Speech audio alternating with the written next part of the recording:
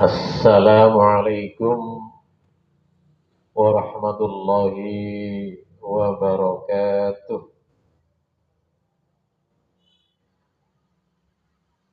Alhamdulillahilladzi hadana lihadza wa ma kunna linahtadiya laula an hadana Allah. Asyhadu an la ilaha illallah wahdahu la syarika lah. Wa asyhadu anna Muhammadan abduhu wa rasuluhu la nabiyya ba'da. Wassalatu wassalamu ala Rasulillah wa ala alihi wa sahbihi wa mawala. Raditu billahi rabba wa bil islami dina wa bi Muhammadin nabiyya wa rasulah. Amma ba'du. Hadirin para jamaah sholat isya Masjid Baitur Rahman rahimakumullah yang kami muliakan. Terlebih dahulu marilah kita tidak bosan-bosannya untuk selalu memanjatkan puji syukur kita kehadirat Allah Subhanahu wa taala. Alhamdulillah, isya malam hari ini Allah masih selalu mencurahkan karunia nikmatnya kepada kita, berbagai macam nikmat-nikmat Allah yang kita peroleh, kita rasakan, kita nikmati. Dan ada dari sekian banyak nikmat-nikmat tersebut, satu di antaranya kita masih tetap dikaruni nikmat berupa kesehatan. Sehat semuanya kita, nih. Sehingga dengan nikmat sehat, isya malam hari kita bisa memenuhi undangan Allah atau panggilan Allah melaksanakan ibadah sholat isya berjamaah, dan ba'da sehabis sholat isya kita bisa membagi waktu di kesibukan waktu, dan malam seperti ini memang malam menjelang istirahat, tapi masih menyempatkan waktu kita digunakan untuk ngaji bersama-sama bareng-bareng atau ta'lim seperti yang akan kita laksanakan pada malam hari ini. Jamaah rahimakumullah, di dalam catatan kami kitab Bulughul Maram sampai pada urutan hadis, masih kitab Thaharah, ya. Sampai pada urutan hadis 62. Cuma nomornya ini terjemahnya dengan kitab aslinya nggak sama ini. Tidak getor. Cilik banget ya. Nah, ini.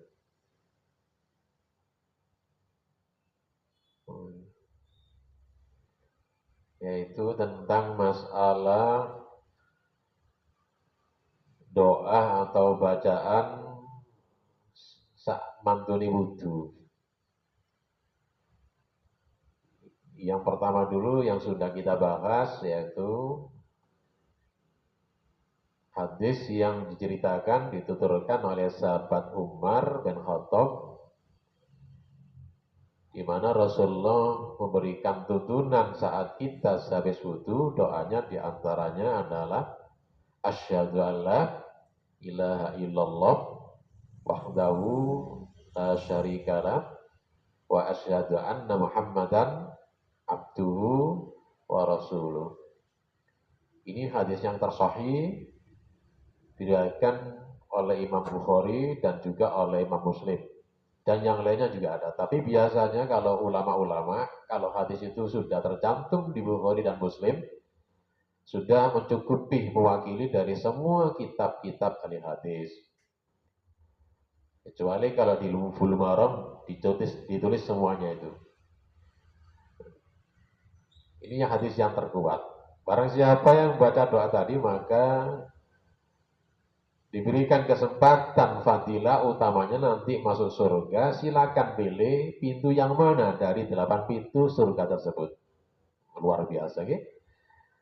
Kasih Allah diberikan kepada umat Islam, umat Rasulullah atas ngoten niku.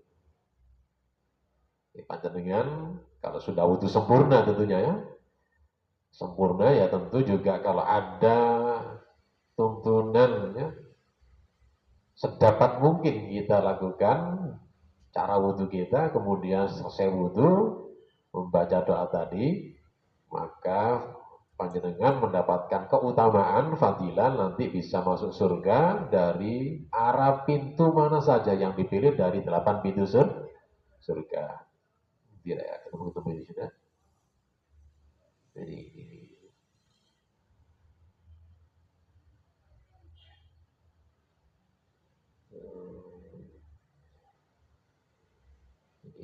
Cemili banget ini, kata tulisan kan.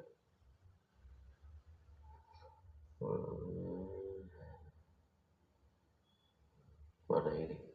Lu kok sudah ini? Ini.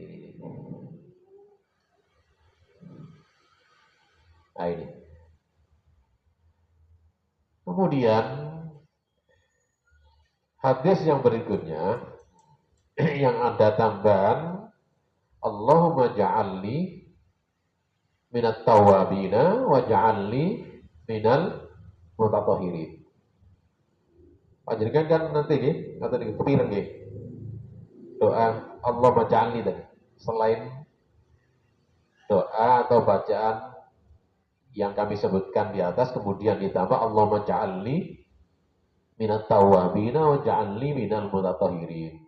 Wonten hadisnya memang ada. Mari kita perhatikan lengkapnya ya di dalam kitab Qulul Maram. Diriwayatkan juga dari Umar bin Khattab qala mengatakan qala Rasulullah sallallahu alaihi wasallam, Rasulullah SAW telah bersabda, ma ini menafikan tidak minkum dari salah seorang di antara kamu atau sebagian orang dari kamu min ahadin dari seorang yatawaddau berwudu wa yusbihul wudu'a kemudian menyempurnakan wudunya sempurna semua wudunya, tidak ada yang dikurangi. Summa yaqul kemudian dia membaca doa asyhadu an la ilaha illallah wahdahu la syarikalah wa asyhadu anna muhammadan abduhu wa rasuluh illa kecuali futihat lahu abwabul jannah, kecuali dia bisa memasuki atau dibukakan, dibukakan lahu baginya abwab ini jamak dari kata babun, babun pintu, jamaknya adalah abwab, jamak mudzakkar salim itu. Jamak taksir itu. 8 pintu surga sama dia itu 8.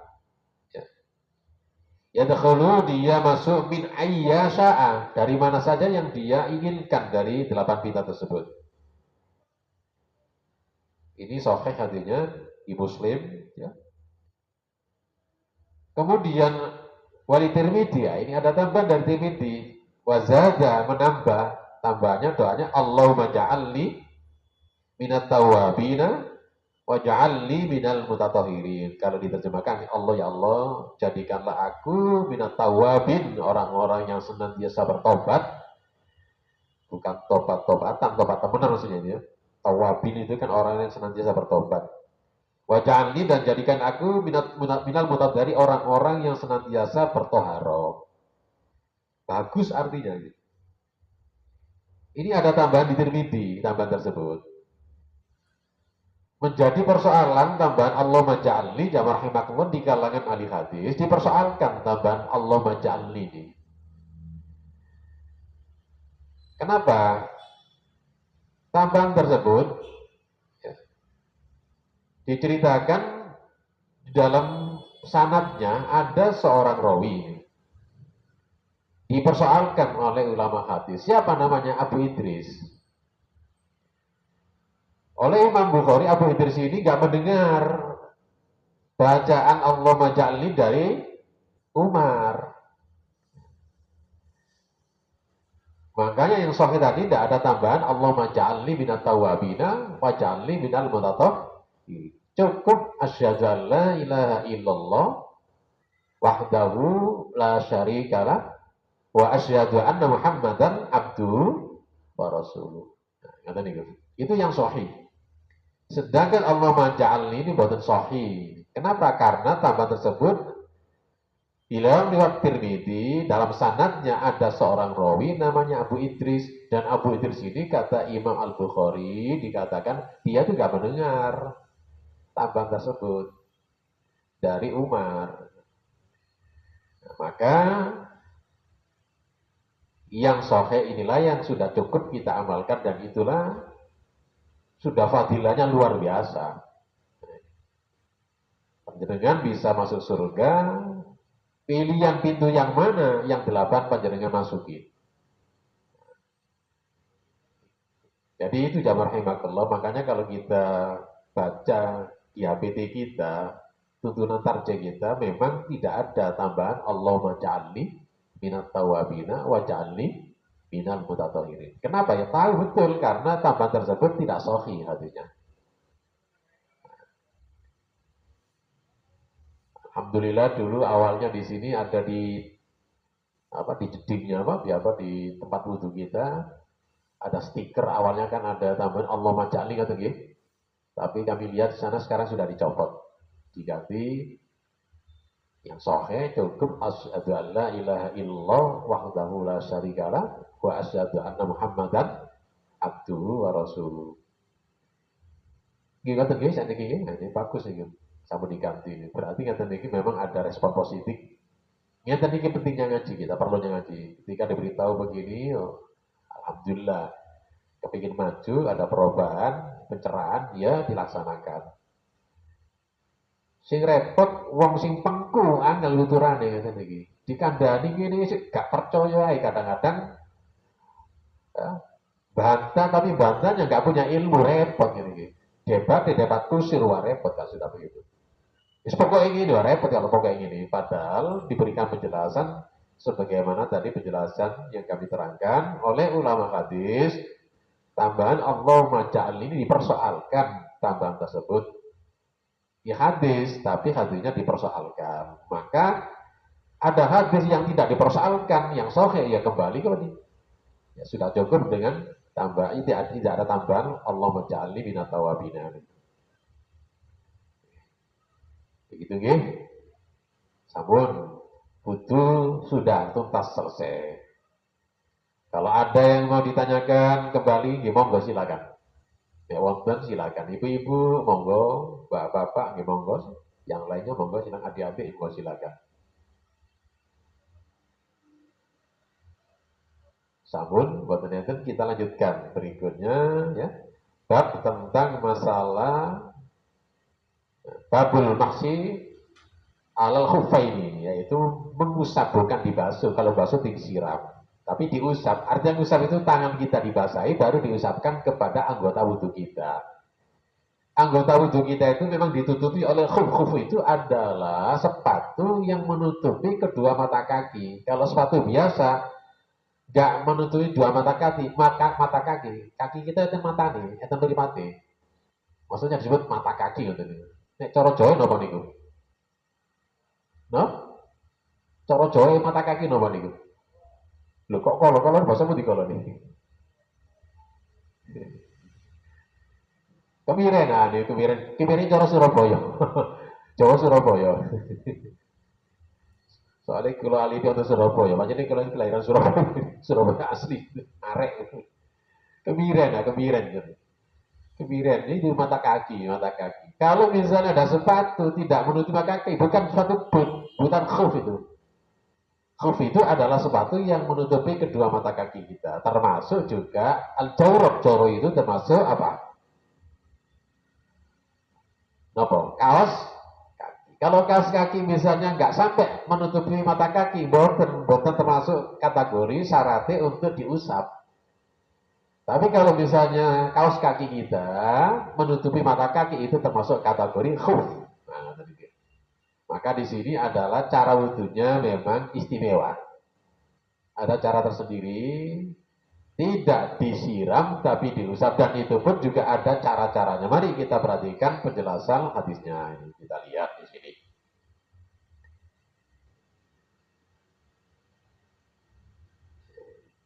Nah, ini. Hadis yang berikutnya, ini urutan berapa nomornya? 53, padahal di sini baru urutan nomor kira-kira. Oh, sudah. Oh, ini sudah 62 ini. Disampaikan dari sahabat Anil Mughirah bin Syu'bah, Allah telah mengatakan, kuntu ma'a Nabi Sallallahu Alaihi Wasallam. Aku ketika itu bersama Rasulullah Sallallahu Alaihi Wasallam.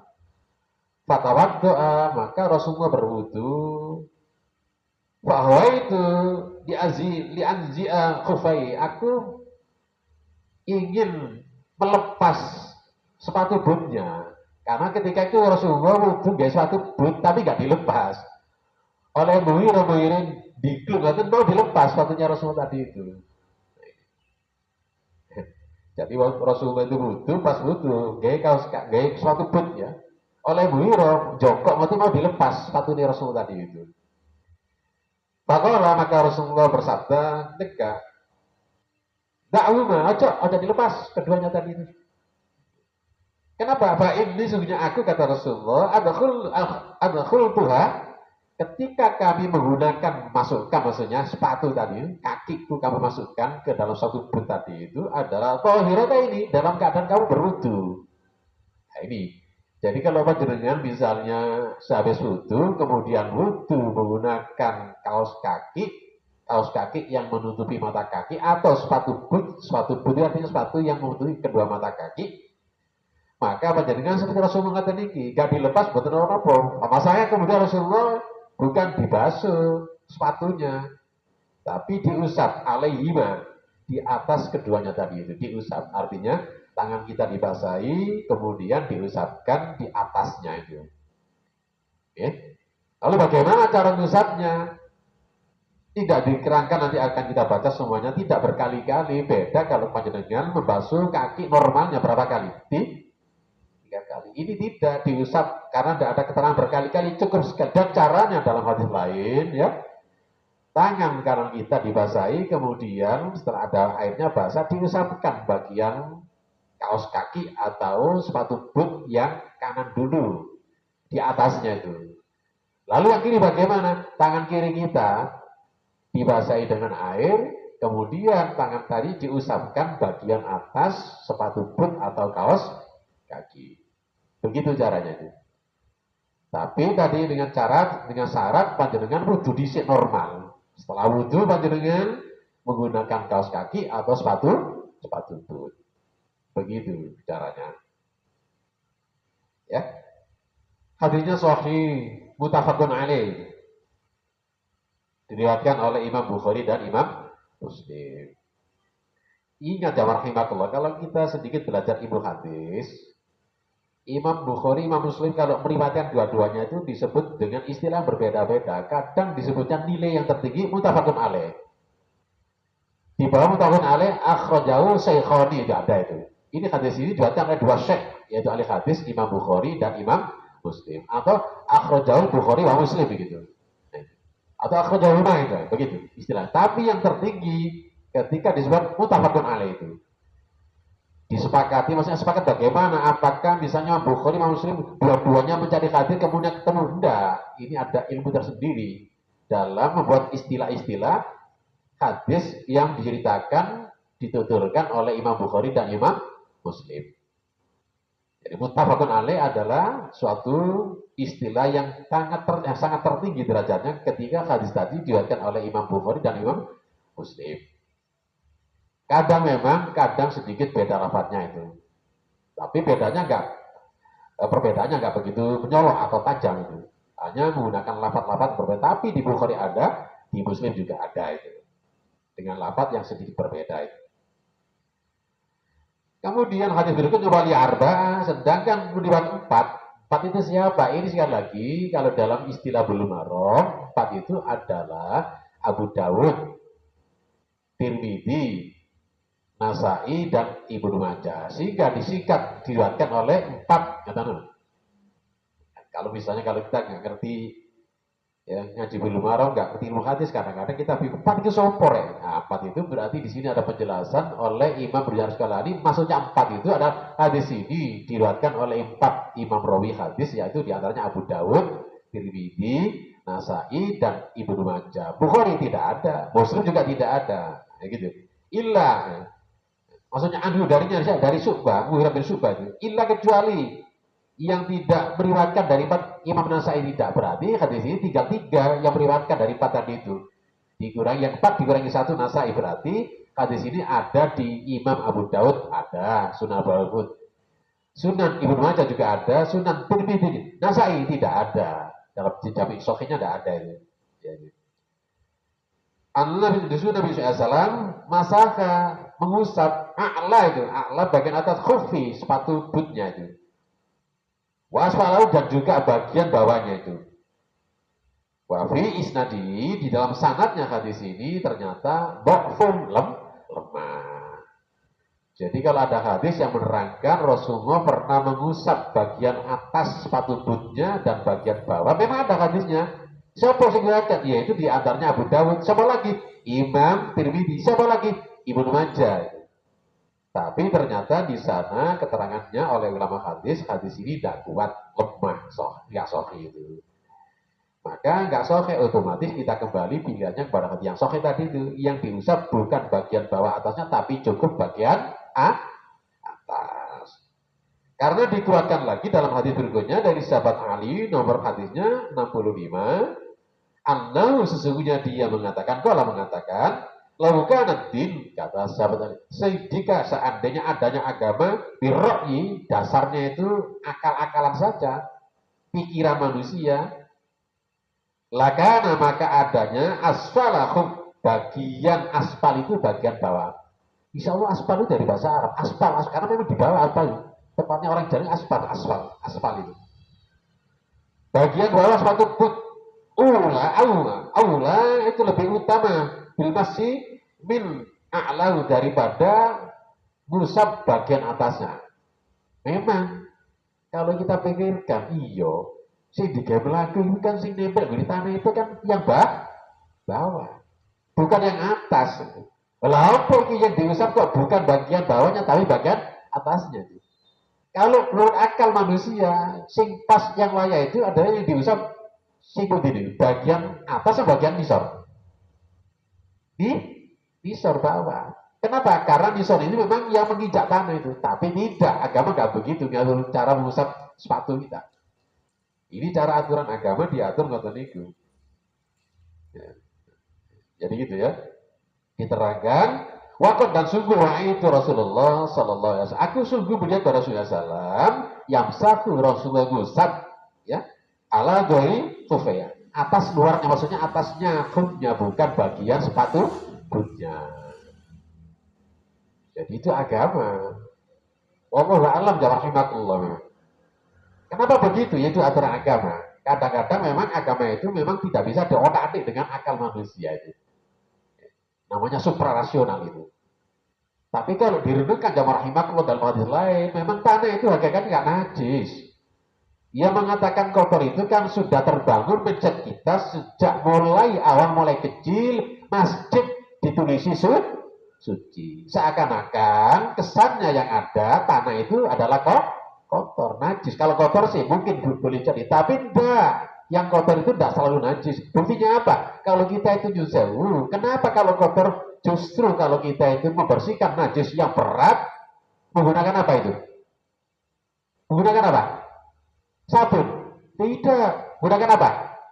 Tanah. Ini buktinya. Tanah itu adalah bukan najis, bukan kotor. Pencuci, jamaah rahimakumullah. Nah, itulah. Ini memang agama itu.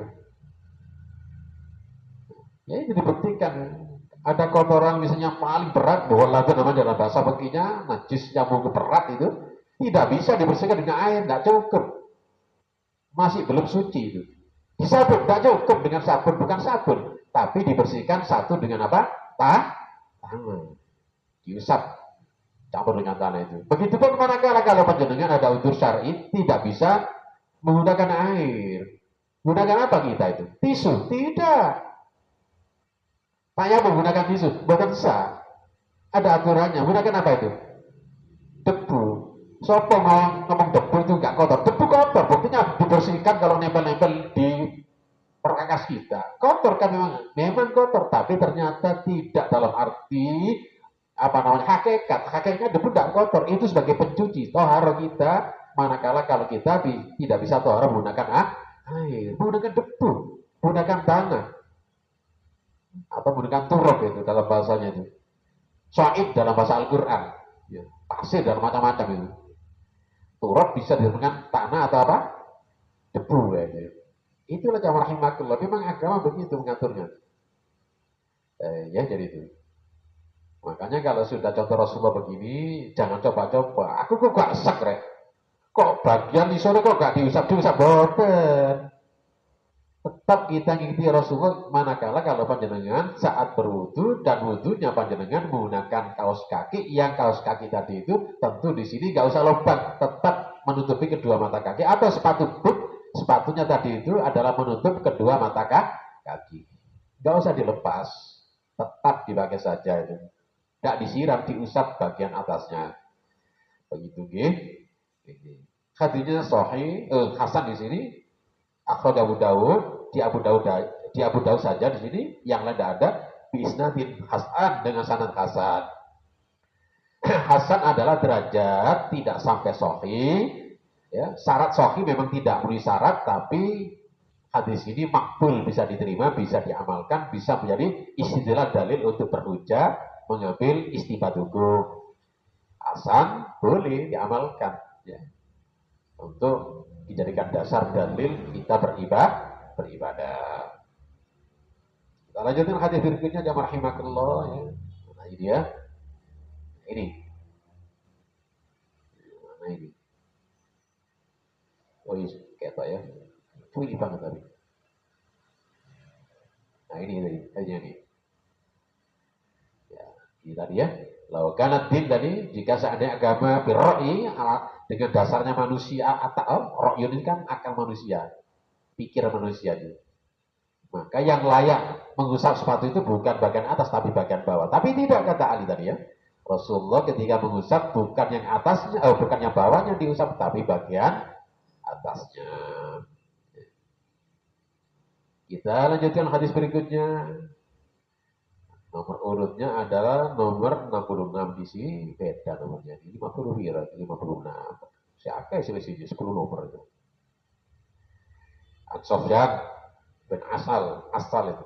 Pakai tasdid asal itu. Kala mengatakan, karena Nabi SAW, ada Nabi SAW, ya'muruna, memerintahkan kepada kami, idza kunna safrot, apabila kami berada dalam safar, bepergian musafir, Allah nanzi'a khifafana.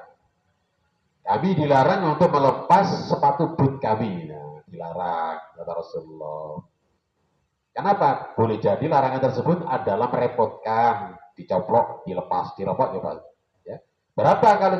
Salasa ayam, nah, diberikan di sini keringanan, kelonggaran, kalau bepergian tidak dilepas 3 hari, walayali, dan 3 malam, atau 24 jam boten dilepas, ya, 3 kali 24 jam, nah, 3 hari lagi. Illa kecuali baru dilepas bil janabah, kalau janabat dilepas, mandi besar, mandi janabat. Walaupun demikian, yang tetap tidak dilepas min ghaid, senajan panjenengan ya pergi ke jamban, kakus, visit, tidak dilepas, tidak apa-apa. Wal bauli, ya, ini walaupun panjenengan kencing, ya tidak dilepas, tidak apa-apa itu. Ghaid disebutkan, kalau ghaid disebutkan kemudian bauli disebut, maksudnya kalau mungkin boleh jadi panjenengan ya ke ghaid tadi itu boleh jadi tidak beol, tidak BAB, tapi kencing. Tapi boleh jadi panjenengan kalau ghaid itu artinya mestinya disebutkan berduanya tadi, boleh jadi panjenengan BAB. Kalau bahasa kita, panjenengan kalau misalnya BAB maupun kencing, nggak usah dilepas, kan maksudnya. Walaupun panjenengan tidur, nggak usah dilepas. Berapa hari? 3 hari. Ya, tidak dilepas. Itulah kelonggaran-kelonggaran diberikan oleh agama kita. Panjenengan misalnya isi ya, BAB, nggak usah dilepas. Kok nggak ngerti kebersihan? Loh, itulah ajaran Islam, jamaah rahimakumullah, mengajari seperti itu. Ini bisa diambil faedah yang sangat banyak. Satu diantaranya bahwa sepatu yang kita pakai Kalau berjalan di tanah itu adalah tidak ada, ya, istilahnya itu adalah sepatu yang najis. Kenapa? Karena otomatis manakala kalau panjenengan ketika menggunakan sandal sepatu menginjak barang najis, maka otomatis nanti akan dengan sendirinya ketika jalan dipakai jalan yang dipakai tadi menjadi pencucinya itu. Kan otomatis gak semua jalan itu kan najis. Mungkin jalan ini kena najis. Tapi kan jalan lain kan tidak. Inilah sebagai pencuci. Itulah hebatnya Islam memberikan kelonggaran kepada kita, tidak merepotkan kita itu. Makanya kaitannya dengan masalah perintah nanti akan kita, insya Allah di sini juga akan ketemu hadis. Ketika sholat pun banyak para sahabat, termasuk Rasulullah ketika masuk masjid, Rasulullah sepatu bootnya, sahabat sepatu bootnya gak dilepas, masuk masjid. Tapi ngata niki panjenengan jangan diambil pikiran-pikiran yang sempit. Menggunakan seperti itu diterapkan masjid sekarang, di sini wong akeh. Kenapa? Karena masjidnya beda dengan zaman sekarang. Masjidnya pakai ini, pakai ini, jangan. Ya. Tidak najis, tapi ya ada debunya, ada lumpurnya barangkali, ya. Ada pasirnya. Masuk pakai sepatu, sandal ke masjid seperti ini kan merepotkan orang banyak itu. Dulu masjidnya beda dengan zaman sekarang, masjidnya apa adanya, masih tanah liat, masih pasir, jamaah rahimahullah. Maka otomatis ya, pasir dengan pasir tidak ada masalah. Misalnya menginjak di sana pasir ya masuk masjid ada pasirnya tidak ada masalah. Jadi, membuktikan bahwa sandal yang kita pakai memang tidak najis, jamaah rahimahullah. Nah, sekarang di sini jangan dibayangkan suci di sini maksudnya tadi kemudian kesannya tanah itu najis, jangan, jamaah rahimahullah. Banyak dibuktikan kalau tohara kita banyak menggunakan tanah ya. Bahkan kalau sholat kita ini memang yang afdol, pendapat ulama yang terkuat termasuk Muhammadiyah sendiri selama ini sholat hariannya bukan di masjid, di mana? Di tanah lapang. Termasuk di sini jalan. Ya kita yakini jelas jalan itu tidak akan punya kecuali bisa kalau misalnya ada kotoran manusia itu yang dibersihkan. Tapi selama tidak ada apa-apa, tetap kita yakini bahwa jalan itu adalah tidak najis. Termasuk tanah lapang tidak najis itu. Itu yang selama ini menjadi keyakinan paham keagamaan kita itu.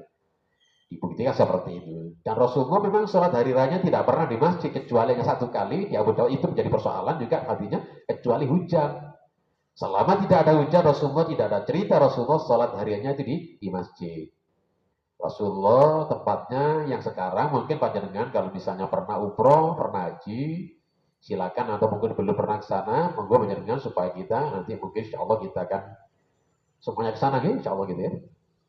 Umroh maupun haji panjenengan sempatkan kalau mampir ke Madinah, sempatkan dari Masjid Nabawi ke arah barat daya tidak jauh sekitar 300 kita ada 400 meter itu. Gak ada setengah kilo itu ke arah barat daya yang ada Masjid Al-Humama. Di Masjid Al-Humama itulah dulu Rasulullah sholat hari raya. Oleh Umar bin Abdul Aziz, tempat tersebut dibuat monumen, dibangun Masjid Al-Humama. Al-Humama masjid mendung. Kenapa mendung? Karena disitulah Rasulullah melakukan sholat istiqoh, minta hujan. Tiba-tiba Rasulullah langsung dinaungi awan. Terus ketika itu langsung hujan deras itu di situ. Nah, makanya diabadikan tempat tersebut. Lapangnya sudah ada, dibangun masjid di sana di Madinah itu adalah tidak jauh dari Masjid Nabawi. Kira-kira sejarah antara 400 meter itu. Itu tempat sholat Rasulullah, sholat hari Rasulullah di situ. Baik Idul Adha maupun Idul Fitri. Bukan di Masjid Nabawi Rasulullah. Nah, begitulah yang selama ini kita yakini bahwa afdolnya sholat hari raya bukan di masjid, tapi di tempat lapangnya atau tempat ya lapang saja di sini. Bukan ada tutupnya atau atapnya itu, bukan ada bangunannya itu. Begitu ya jadi. Membuktikan, begitulah membuktikan bahwa tanah itu tidak najis.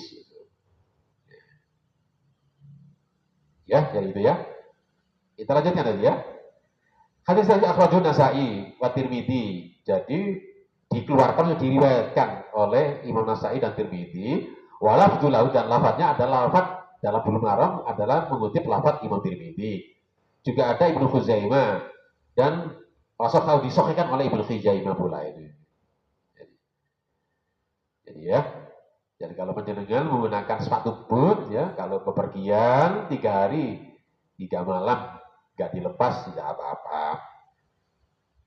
Tapi kalau panjenengan misalnya janabat dilepas. Ada lagi hadis nomor 67 an Ali itu dari Ali. Ini di sini nomor berapa? Selisih nomornya itu. Bin Abi Thalib kalau mengatakan jalan Nabi Sallallahu Alaihi Wasallam, Rasulullah telah menjadikan salah satu ayam walayaliyahunna itu li musafir, dijadikanlah syariatnya suatu buta dia tidak dilepas 3 hari 3 malam bagi orang musafir. Wa yauman walailatan, dan sehari semalam lil mukim. Mukim itu adalah bertempat tinggal, artinya tidak bepergian. Jadi di rumah saja.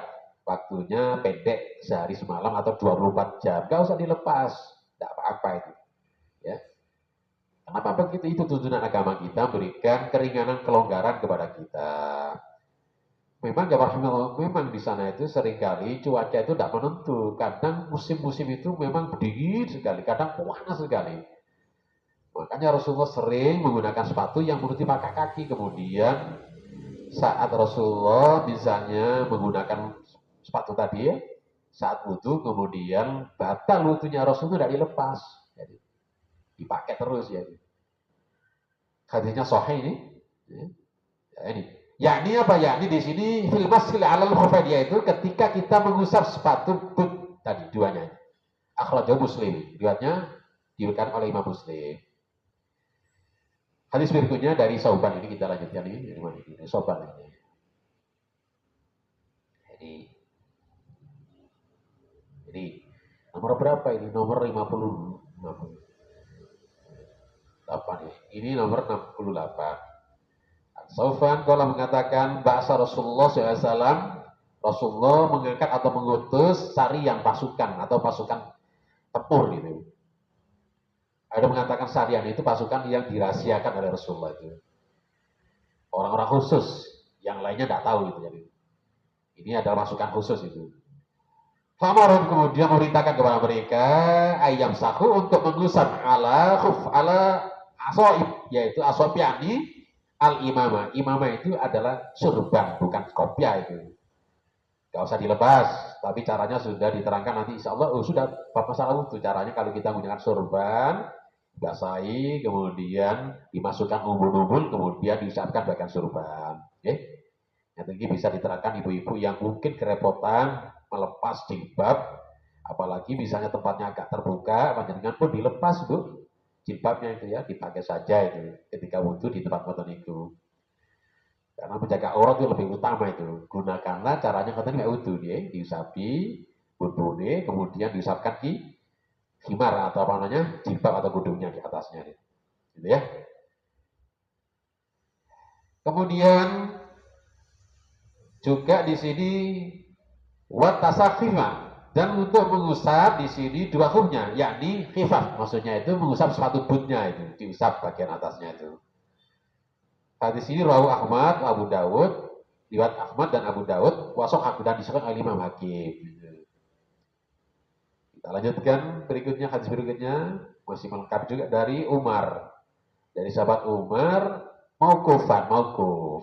Tapi dari sahabat Anas marfu'an. Jadi ada rawi ini, dua sahabat. Satunya di sini adalah dari Umar, satunya dari Anas. Yang dari Anas, rafa itu maksudnya marfu' sampai nyambung kepada Rasulullah. Sedangkan berdasarkan rawinya Umar, tidak sampai kepada Rasulullah. Berarti hadis ini kuat. Kenapa? Karena marfu' berdasarkan riwayat Anas. Idza tawaddo'a, apabila kalian wudhu, akan salah seorang di antara kamu, wala bisa khufai, kemudian dia menggunakan sepatu boot, wal yamsak, maka usaplah alaihima, kedua-duanya tadi itu. Wal yusalli fihima, salatnya dengan duanya tadi. Berarti memang ada sahabat sepatunya itu dipakai salat di sini, dan salatnya diperintah Rasulullah. Salatnya menggunakan keduanya. Karena masjidnya masih pasir. Sehingga sepatu boot banyak digunakan sahabat masuk ya di masjid dan sholat menggunakan sepatu boot. Ya, nggak dilepas. Ini perintahnya, buktinya ada ini katanya. Nggak dilepas. Diperintahkan, oh jangan dilepas kata Rasulullah sepatunya, dan pakai keduanya itu. Wala naklazuma, jangan dilepas keduanya ini, karena dulu masjidnya sekali lagi pasir. Sekali ini pun diterapkan zaman sekarang itu. Kecuali kalau penjalannya misalnya menggunakan sepatu kaos kaki yang dilepas sepatunya saja, nggak apa-apa. Karena sepatu ini berhubungan dengan masalah lumpur dan macam-macam dan pastinya bersih katanya ini apalagi pakai karpet gitu nih. Kalau sepatu dilepas, nah, kemudian ada kaos kaki, nggak usah dilepas. Tapi kalau kakinya seminggu gak diubah, yojo itu. Mampu gak karu-karuan itu. Iso-iso jamaah lain isoan itu. Mampu gak karu-karuan. Kadang-kadang sehari sepatu itu kalau misalnya kaos kaki ada kaki tertentu kadang-kadang dipakai terus-terusan namun ya badeng gitu.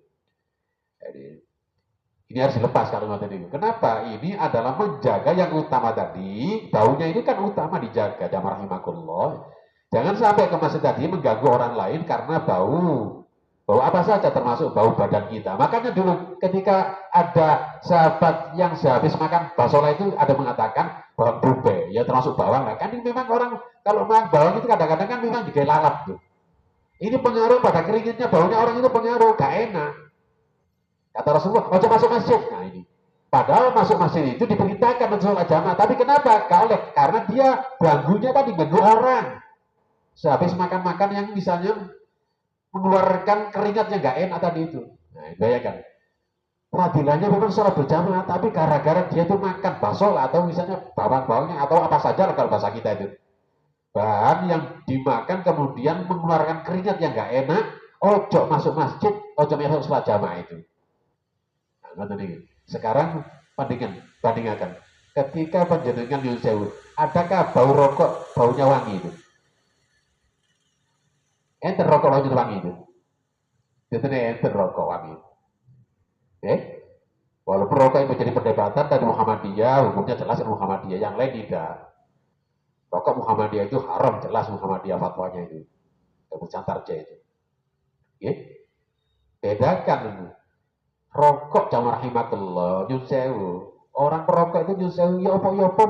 Kalau misalnya gubul orang itu misalnya kalau nggak menjaga kebersihannya kadang-kadang ampun apa tadi? Ampun. Kalau misalnya kebetulan orangnya tadi yang di samping kanan kirinya gak hobi merokok, kadang juga mungkin dia mungkin gak suka merokok, kadang-kadang terganggu jamaah rahimakallah. Maka berhati-hatilah bagi perokok-perokok berat kalau masuk masjid dengan bersihkan sama sekali. Jangan sampai ada bau yang menyengat rokok tersebut ketika masuk ke masjid ikut sholat berjamaah. Begitu ya. Jadi ini berhati-hati jamaah rahimakumullah jadinya. Karena ibadah itu memang diatur sangat tertib, disiplin itu. Ya. Ada yang mengatakan makruh ya silakan, makruh tidak apa-apa yang makruh. Yang namanya makruh, tapi tidak ada yang mengatakan mubah rokok jamaah. Apalagi sunnah ada itu. Makruh ada tak? Makruh antara makruh dan haram masalah rokok tadi itu. Kecuali bagi orang-orang misalnya nggak ngerokok ngeluh, nggak beda itu, memang utur syar'i itu. Aku kok nggak ngerokok ngeluh, ya silakan karena gimana begitu, sudah kecanduan itu. Ya. Tapi biasanya bisa dihilangkan nggak sedikit-sedikit ya. Pelan-pelan. Insya Allah lama-lama akan tidak menjadi kecanduan. Tergantung niatnya, tergantung hati nih. Insya Allah atau enggak tergantung hati nih perokok itu. Jadi paling tidak panjenengan bisa menghebat ya. Apalagi rokok itu mahal sekarang jamaah rahimakumullah ya. Enter rokok 10.000 sama betulnya itu senang di atas 10.000 semuanya tadi. Kalau misalnya sehari semalam menghabiskan kalau dia itu 1 bulan berapa itu ya dicelengi bisa 5 tahun bisa umroh dari jamaah rahimakumullah lagi gara-gara rokok itu ya, oke itu jangan menuruti apa namanya nafsu kita, paling tidak harus kita ya bisa pandai-pandai menggunakan nafsu. Oke, dibelikan yang bermanfaat masih banyak, apalagi kalau penjenengan bisa ada cita-cita umroh, kalau beli rokok 5 tahun itu bisa umroh panjenengan, insya Allah bisa aja, ngereni rokok, atau dia jadi kok belakas rokok, karena memang persoalan tadi menyangkut masalah sholat di masjid, ya kata dia. Oke. Wala nakhlahuma insya'an. Jangan kamu jika kamu mau illa kecuali minal baru dilepas sepatu but ketika mandi janabat. Hadisnya akhrajahu Daruqutni wal Hakim wasakhahu. Hadisnya ada Daruqutni dan Hakim dan disahihkan oleh Imam Hakim. Kita lanjutkan sedikit Imam Hakim ada 2 hadis yang terakhir ini masalah khusus tadi mengusap sepatu but. An Abi Bakar dari Abu Bakar Nabi sallallahu alaihi wasallam annahu Rakhsal lisafir ini, rakhis itu kan murah, kelonggaran. Jadi kalau ada barang-barang di pasar rakhis itu murah, akhirnya si'run rakhisun. Kalau lawannya apa? Barang mahal semua di pasar, si'run holiyun, mahal itu. Nah, kalau rakhis itu murah. Kelonggaran rakhis kemudian diterima, Allah lebih suka sama dengan ketika ada ajima kemudian dilaksanakan ajima. Begitupun ketika Allah misalnya melarang kemudian diindahkan, Allah lebih suka itu. Termasuk makruhnya tadi ditinggalkan. Ya, jadi itu. Makruh kan tidak dibenci oleh Allah, maksudnya begitu. Jadi makruh dibenci oleh Allah. Kalau ditinggal Allah lebih suka. Termasuk rohis, keringanan diterima. Allah sangat cinta.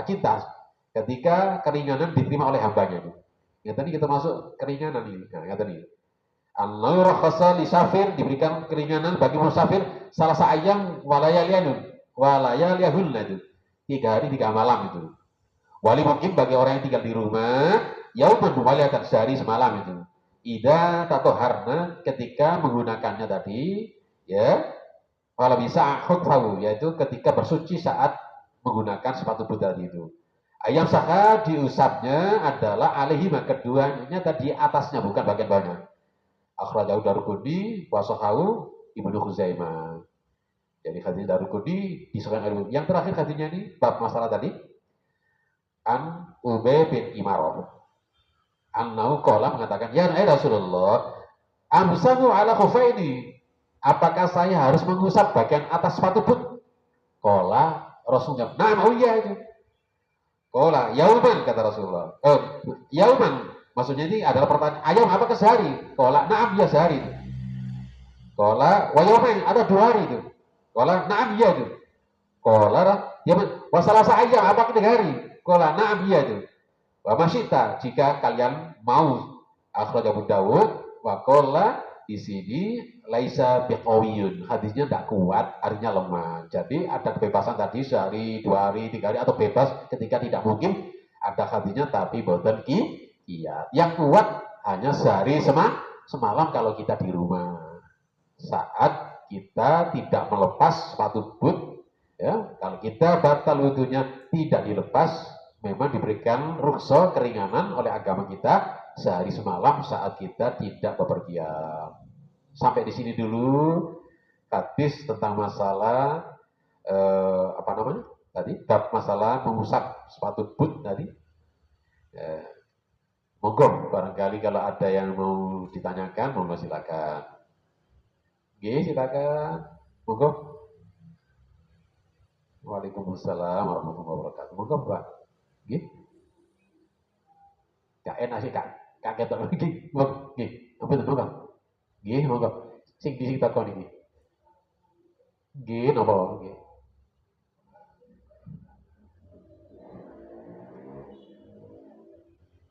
Oke.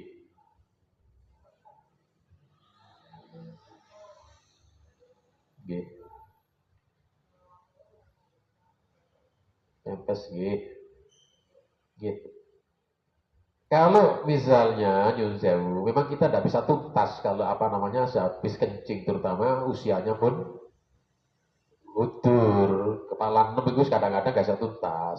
Ini caranya ini, diupakan, diikhyakan, usahakan dulu. Caranya bagaimana? Wudhunya apa namanya? Kencingnya bagaimana diatur? Bapak-bapak dengan ibu-ibu ya hampir sama itu. Berjongkok lebih bagus. Berdiri tidak ada larangan, ya. Tidak ada larangan berdiri itu, ya. Karena banyak hadis yang kuat adalah Rasulullah dilihat oleh para sahabat, di antaranya di sana Rasulullah pernah kencing dengan berdiri, ya itu yang terkuat, yang sahih itu. Tapi dengan jongkok lebih bagus. Makanya kalau ada toilet antara jongkok dengan duduk itu lebih bagus apa? Jongkok. Itu pun dengan caranya itu Bapak Nyun Sewu. Ada cara-cara di kitab fikih yang cara ini. Jongkok pun juga diatur. Ada dengan cara begini jongkok. Supaya apa? Ada mengatakan begini. Wallahu a'lam, mana yang mau? Supaya tuntas. Apa kencing kita itu. Ya. Kalau misalnya ceboknya Nyun Sewu, kalau bapak-bapak dakarnya itu dipelurut-pelurut, Pak. Bapak dipelurut-pelurut, ya, supaya tuntas. Nah, kalau ibu-ibu Nyun Sewu, saat kita kencing, ya, kalau misalnya sudah berhenti itu ditepuk-tepuk Nyun Sewu, ya. Sewu sekali nyun sewu, ditepuk bagian atasnya farjinya bu, tadi. Tepuk-tepuk ini, nggak tadi. Supaya tuntas. Kalau sudah ikhtiar nggak tadi ya panjenengan cuci. Dicuci coba rahimakumullah nyun sewu. Kalau pakai nyun sewu sidi atau sempak atau apa namanya celana dalam, katok ya kan dalam itu. Ya ternyata di sana nyun sewu sehabis dipakai ternyata saat beberapa jam kemudian dilepas kok pesing ya ngoten itu berarti enten non netes najis tapi dimaafkan ngoten niku najis makfu namanya itu boten apa-apa panjenengan sholat tadi misalnya ternyata yang dipakai tadi boten apa-apa kalau sudah diikhtiarkan dibalik mana sholat enggak sudah selesai. Itulah keringanan dalam agama kita karena sudah ikhtiar apalagi di sini usianya sudah utur ya. Apalagi ibu-ibu nyun sewu, ibu-ibu nyun sewu lobangnya dengan bapak kan beda itu. Nyun sewu. Kalau bapak-bapak ganti sempak nyun sewu 3 hari tidak apa-apa bapak-bapak. Kadang-kadang masih nggak bau, tapi kalau ibu-ibu nyun sewu, kadang-kadang sehari bisa ganti 3 kali. Kenapa? Ya ngoten niku nyun sewu. Akeh ngawasi, ngawon ngoten niku. Bau otomatis, ya bau pesing. Lu kok guyu begini apa nih begini? Masa bau wangi gitu? Enggak pesing. Saya pakai gak niku ibu-ibu walaupun sehari ganti 3 kali itu. Artinya apa nyun sewu? Ibu-ibu itu pasti ngoten niku semuanya. Kecuali kalau yang muda tapi kan lebih tua pasti netes. Netes yang tersisa tadi itu, sisanya tadi. Walaupun sudah diosok-osok pakai sabun, tapi ternyata kalau disepaki kadang-kadang nyun sewu katakanlah itu setengah hari kadang-kadang dilepas kok abu ya abu pesing itu berarti orang enten najis kata niku enten kejingi enten PVC najis dimaafkan kata niku gitu itu yang pertama yang kedua bagaimana pakai pempes ya otomatis orang-orang tua ya rahimakumullah caranya bagaimana ketika orang tua tadi itu kan udah syar'i kata niku penyakit kalau apalagi kalau penyakit apa sekarang itu tua itu yang sekarang apa prostat ya tadi kadang-kadang kan tadi nggak sok leret terus kadang netes terus kadang-kadang gitu hanya tadi kayak cara nih ketika panjenengan wudhu bersihkan dulu cuci baru pakai apa nak nopo niku ada bayi tadi nopo niku popok lah popok bang dia kan popok sekarang nggak ada popok lebih lebih lebih licik orang dulu punya bayi itu kenapa popok itu kan lepas enggak sekarang kan ngebet ini gue orang itu masuk pipis masuk ngobrol tadi akhirnya rada kemprol sekarang itu. Ingat tuh pepes nggak tadi? Pakai apa nggak tadi? Isi nggak tadi gitu? Arek cilik nggak tadi gitu? Nggak tadi. Angsal panjenengan pakai nggak tadi gitu. Tidak apa-apa panjenengan sholat ternyata habis sholat kok terus tidak apa-apa sudah penyakit. Balik maning dan sudah kalau sudah balik nggak mari-mari sholat nanti. Nang jeding maning, datinyar maning, mari sholat kok terus sudah memang begitu penyakit. Tidak apa-apa panjenengan. Nanti kalau misalnya datang sholat lagi dilepas ngoten niku. Napa nih?